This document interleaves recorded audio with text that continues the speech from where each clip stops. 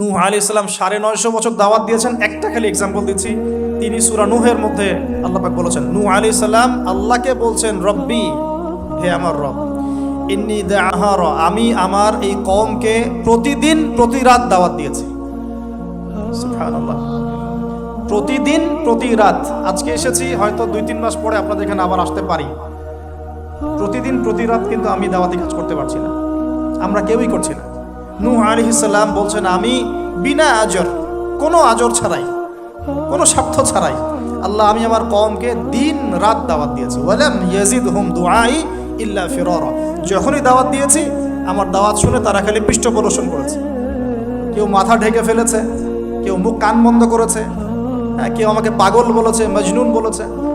এমনকি তিনি যখন নৌকা বানাচ্ছেন আল্লাহ পাকের আদেশে, মানুষ পাশ দিয়ে হেঁটে যায় আর টিটকারি করে, কবে মরুভূমিতে নৌকা চলবে নূহ, তোমার এই নৌকা মরুভূমিতে চলবে কবে? মানুষ টিটকারি মারে।